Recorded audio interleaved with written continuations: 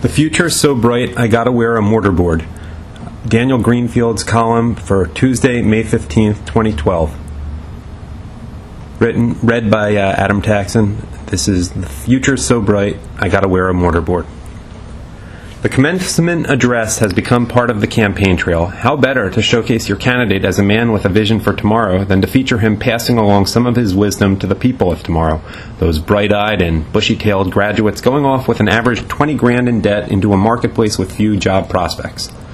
Not everyone can get Obama to deliver their commencement address. It helps if your college is female-only and affiliated with the Ivy League, where downtrodden Barnard students can be counseled to fight for your seat at the head of the table by an unqualified man who began and ended his career by pushing out better qualified female candidates Alice Palmer and Hillary Clinton. Barnard women are free to fight for a seat at the head of the table so long as it's not his seat or a seat that he wants.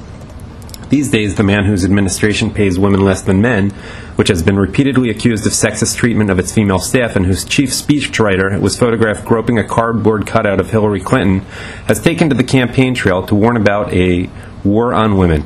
And where better to sell the war on women than on campuses which are becoming more female than male? There's something blatantly patriarchal about a powerful man arriving on a female campus promising to protect its graduates from that other man, but liberalism has long been immune from its own contradictions. Only Obama can protect women from Romney when he isn't protecting them from being president or saddling them with massive amounts of debt. The 57% tilt of female-to-male enrollment on campus has also meant a disproportionate share of student loan debt being amassed by women. The students profiled in the recent New York Times article on student debt are almost all female, and if anyone has been fighting a war on women, it would be the entire system of academic loan sharks who trade mostly useless degrees for 5- and 6-figure debt.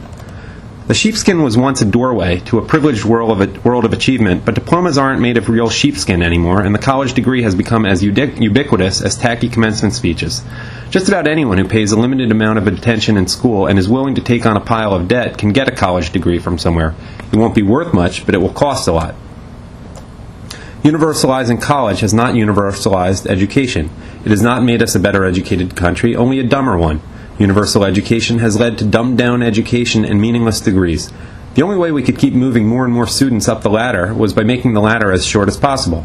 Promotion, populist education, and educators who barely knew more than the students have taken care of the rest. A college degree was once a mark of distinction. Now it's a check mark even for jobs that don't have any innate reason for requiring it. And fortunes have been spent by government and students just to stay in place with the jobs of yesterday's high school graduates going to tomorrow's college grads. The primary purpose of a degree in many fields is to provide demonstrable proof to prospective employers that you aren't an idiot. A high school degree once served that purpose. Now not even a college degree does, but with a surplus of job seekers, it's a useful way to winnow down the stack of applications to people who can analyze the heteronormative subtext of a detergent commercial and have few options for employment because of their massive student loan debt. Treating college as the new high school hasn't benefited students who waste 4 years of their lives and pick up staggering debts which make it harder for them to buy homes and start families. But it has benefited the liberal arts infrastructure, which, despite the liberal spin, is just as good at handing out useless degrees with no career path as any for-profit college.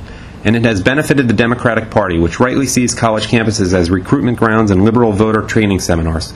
The commencement speech is supposed to point students toward the future, but where exactly is the future? A generation snickered knowingly when Dustin Hoffman was told that there is a great future in plastics. Well, plastics have been doing all right in the 45 years since The Graduate was released, much better than diplomas and angst-ridden graduates have. Democratic presidents have told voters that manufacturing might be gone, but there would be degrees for everyone in the fields of tomorrow. Obama has tweaked that pitch to promising green jobs for all, but those degrees are being partly paid for with debt amassed with the country that has picked up our unwanted manufacturing jobs and built an empire out of them. While students amass their debt, the government amasses its debt, and the holders of that debt are the people who took up our old-fashioned non-degree jobs. Manhattan, home to Barnard, its sibling Columbia, NYU, Pace, and dozens of others, has one leading line of work, the restaurant business.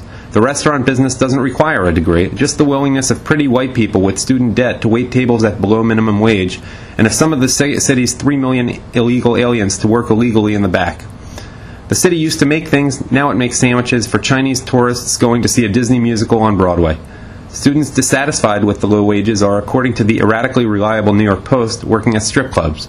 Fidel Castro boasted that in Cuba, even the prostitutes have university degrees.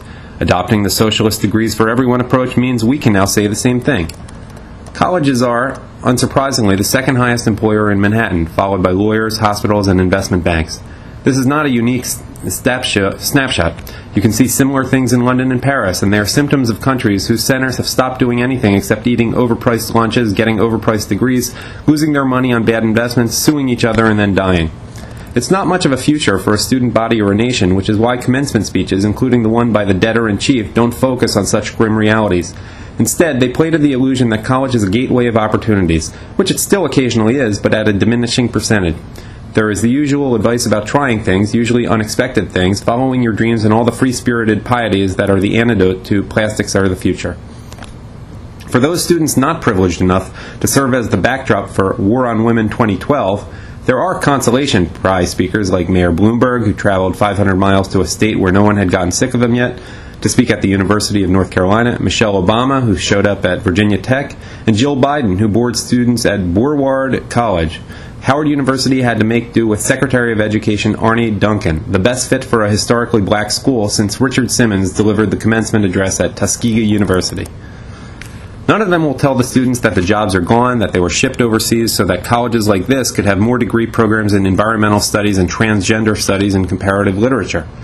They won't clue them in that these are campaign stops for the party that has bankrupted the country and whose only fallback strategy is to promise more debt for everyone. Their message will be the same predictably trite, you can make a difference. That's true enough, you can make a difference, but that's harder and harder to do in a country where the horizons have been chained down by a massive bureaucracy and where you have to fill out 40 forms in triplicate for permission to do even the smallest things, let alone make a difference.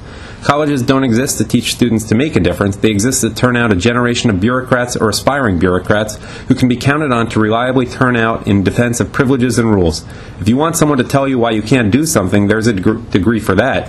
If you want someone who makes a difference, you're probably looking for a college dropout. Plastics are the future, but there's more than one kind of plastic. The manufacturing kind has mainly moved overseas, but the human kind is still around. Colleges are in the business of making plastic people, little Julia molds who work for the government, are dependent for the government, and spend their lives are dependent on the government and spend their lives paying off government debt and urging others to do their part for the socialist state that doesn't make things anymore except more debt slaves. Education has long ago given way to indoctrination, to political finishing schools where it's hard to learn anything worthwhile, but easy to learn the habits of intellectual snobbery. I got a crazy teacher, he wears dark glasses, went the old song, things are going great and they're only getting better. These days, all the teachers are crazy and they all wear dark glasses. Nobody studies nuclear science anymore, only the science of telling other people what to do because it's what's best for them. There's no nuclear Armageddon ticking away in labs, just a million community organizing Dr. Strangeloves who know that they have to destroy the nation to save its soul.